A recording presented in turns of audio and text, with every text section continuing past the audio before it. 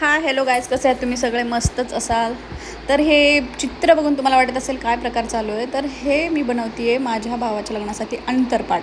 मी नाही बनवते, श्वेता बनवते. तुम्हाला सगळ्यांना श्वेता तर माहीतच आहे. ॲक्च्युली मी हे कस्टमाइज करायला देणार होते, पण त्यात श्वेता बोलली की कशाला मी करते ना, म्हणजे मला नव्हतं माहिती की हे श्वेताला हे पण येतं.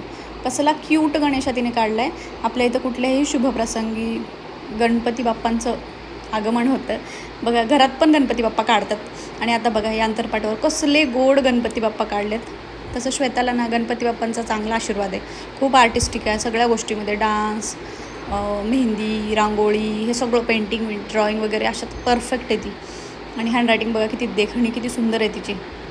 आम्ही हे सगळं घेतलं सामान, जे काय लागतं ते सगळं. हा कपडा 2.5 मीटर का 2.25 मीटर काहीतरी आहे, जेवढा लागतो विचारून प्रॉपर घेऊन मग आम्ही हे करायला घेतलेलं.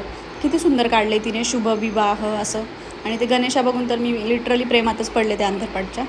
आणि मेहनत खूप आहे, खूप वेळ बसून तिने हे केलं आहे. इतकं छान वाटलं. पण ॲक्च्युली आम्हाला स्टार्टिंगला काही प्रॉब्लेम नाही झाला, म्हणजे तो कापड आणि पेंट वगैरे हे सगळं मिळालं.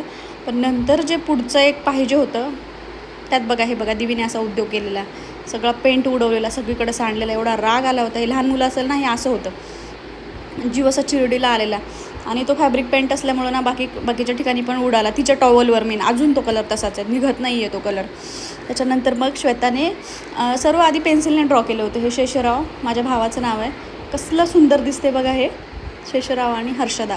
त्याच्यानंतर आम्हाला शिवपार्वतीचा हातात घेतलेला असं खाली प्रिंट करायचं होतं. त्याच्यासाठी आम्ही एवढं फिरलो आहे ना, असल्या भंगी अवतारात. दोघी पण खूप घाणेरड्या अवतारात फिरत होतं. श्वेता म्हणते ती मला फिल्टरला गोल्डन कलर घेतले आणि ते आम्ही प्रिंट करून कुठला तरी पेपर, आता त्या एक्झॅक्ट पेपरचं नाव आठवत नाही. श्वेताला माहीत होतं.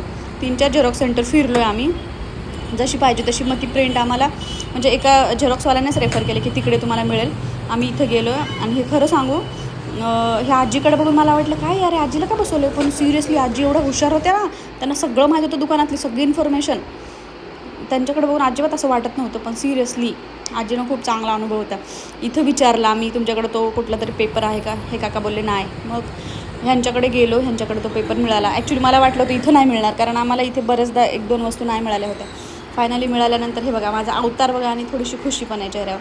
परत घरी आलो, परत कंटिन्यू केलं बॉर्डर वगैरे. हे पतिदेव म्हणत होते माझी काय हेल्प हवी आहे का? तसा माझा नवरा पण फार आर्टिस्टिक आहे, ह्या गोष्टीमध्ये त्याला फार इंटरेस्ट आहे. त्याला पण वाटत होतं मला काहीतरी यांनी करायला द्यावं. दीपूचा पण मग थोडासा हातभार आहे. श्वेताने त्याला सांगितलं काय करायचं ते, आणि तो पण मग शेवटी करत होता. फायनली हा आपला फायनल लुक आहे अंतरपाटचा. तुम्हाला कसं वाटलं?